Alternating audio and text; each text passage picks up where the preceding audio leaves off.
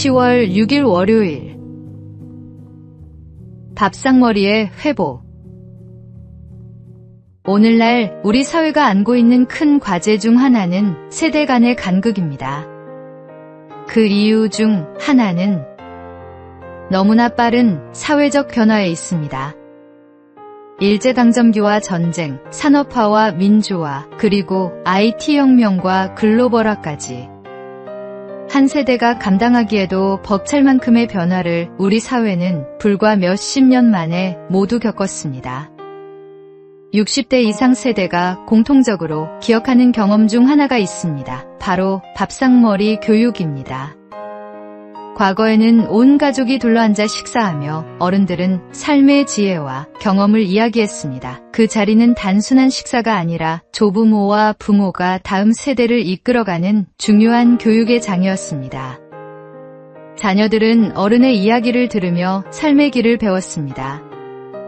그러나 지금 우리의 밥상머리는 점점 사라지고 있습니다. 특히 바쁜 일상 속에서 가족이 함께 식탁에 둘러앉는 일이 줄어들면서 세대 간의 대화와 배움의 기회도 잃어가고 있습니다. 추석은 온 가족이 다시 모이는 귀한 시간입니다.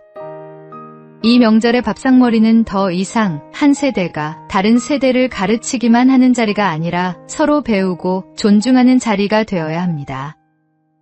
조부모의 지혜와 부모의 경험, 자녀 세대의 새로운 생각이 함께 나눠질 때 세대 간의 간극은 좁혀질 것입니다. 오늘의 말씀. 집에 앉았을 때에든지, 길을 갈 때에든지, 누워있을 때에든지, 일어날 때에든지 이 말씀을 강론할 것이며, 오늘의 만나. 가족이 함께 모여 이야기를 나누는 밥상머리를 통해 세대 간의 지혜가 전수되는 은혜를 경험하십시오.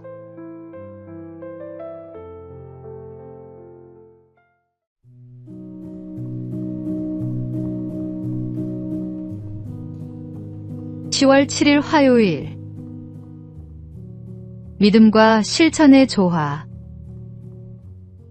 어느 고요한 호수에서 작은 배로 사람들을 실어 나르던 한 노인 선원이 있었습니다. 그의 배에는 특별한 것이 하나 있었습니다. 바로 노의 양쪽에 새겨진 단어였습니다. 한쪽에는 믿음, 다른 한쪽에는 실천이라고 적혀 있었습니다. 배에 오른 승객이 호기심을 참지 못하고 물었습니다. 어르신, 왜 노에 이런 글씨를 새겨두셨나요? 노인은 직접 보여주겠다고 했습니다. 먼저 믿음이라고 적힌 노 하나만 힘차게 저었습니다. 배는 제자리에서 빙글빙글 돌 뿐 앞으로 나아가지 못했습니다. 이번에는 실천이라고 적힌 노 하나만 저어 보였습니다. 결과는 마찬가지였습니다.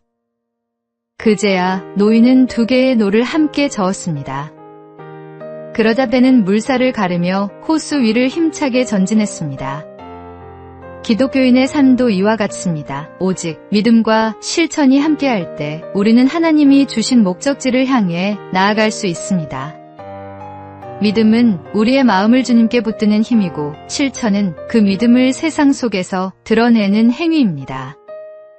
한쪽만으로는 결코 나아갈 수 없듯 두 가지가 조화를 이룰 때 비로소 신앙은 온전해집니다. 오늘의 말씀. 행함이 없는 믿음은 그 자체가 죽은 것이라. 오늘의 만나. 믿음의 고백 위에 구체적인 실천을 더하는 삶이 하나님 앞에서 온전한 신앙생활입니다.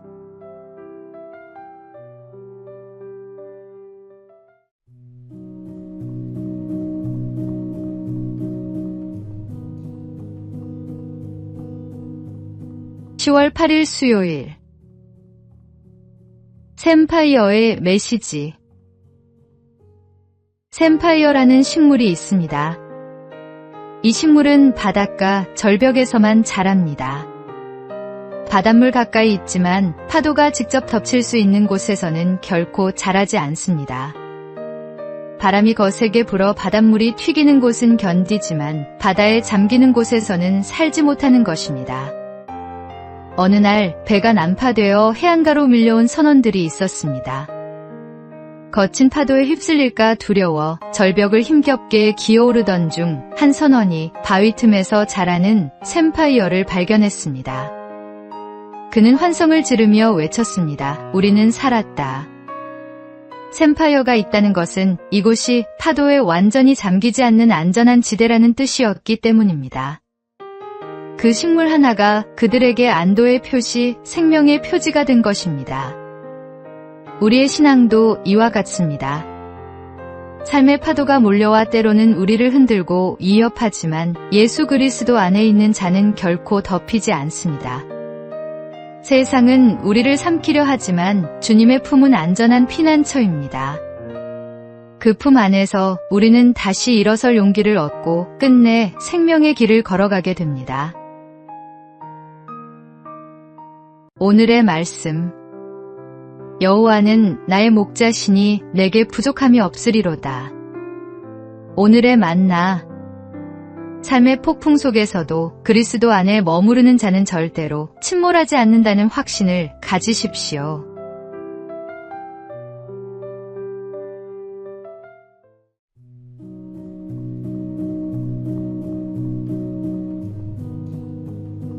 (10월 9일) 목요일. 사랑하고 또 사랑하다가. 94세를 일기로 세상을 떠난 한원주 원장은 의술을 넘어 사랑과 섬김의 삶을 살다 간 신앙인이었습니다. 그는 독립운동가이자 의사였던 아버지의 신앙과 섬김을 이어받아 산부인과 전문의가 되었고 미국 내과 자격까지 취득하며 넉넉한 삶을 누릴 수 있었습니다. 그러나 사랑하는 남편의 갑작스러운 죽음은 그녀의 삶을 송두리째 바꾸어 놓았습니다. 깊은 슬픔 속에서 기도하던 중 마음속에 울림 같은 음성이 들려왔습니다. 내가 지금껏 얼마나 부유하게 살았는지 아느냐? 이제는 내 도움이 필요한 사람들을 돌아보아라. 그때부터 그녀의 발걸음은 낮은 곳으로 향했습니다. 큰 병원을 접고 의료선교 병원으로 자리를 옮겨 30년 넘게 환자들을 돌보았습니다. 병든 몸을 치료하는 데서 멈추지 않고 함께 노래하고 운동하며 삶을 나누고 무엇보다 말씀으로 위로하며 환자 곁을 지켰습니다. 마지막까지 환자를 품었던 그의 삶은 한 문장으로 요약됩니다. 사랑하고 또 사랑하다가 하나님께 갔다. 한원주 원장이 마지막으로 환자들에게 건넨 말은 지금도 우리 가슴에 잔잔한 메아리처럼 남습니다. 힘내, 가을이다, 사랑해. 오늘의 말씀. 사랑은 오래 참고 사랑은 온유하며 시기하지 아니하며. 오늘의 만나. 사랑을 실천하며 살아간 인생은 마지막 순간까지 아름다운 향기를 남기게 됩니다.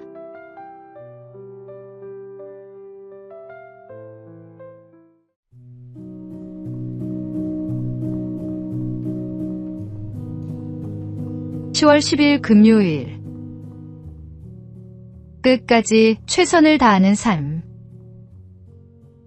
판소리의 대중성을 이끌며 우리 시대의 거목으로 자리 잡은 박동진 장로는 16세 소리를 시작했지만 그 길은 결코 순탄치 않았습니다. 25세의 목소리가 망가지자 그는 절망 끝에 약을 먹고 자살을 시도하기도 했습니다. 그러나 이 몸이 불구가 되더라도 명창만 되면 원이 없다는 집념으로 산속 토막집에 들어가 100일간 고독한 싸움을 이어갔습니다.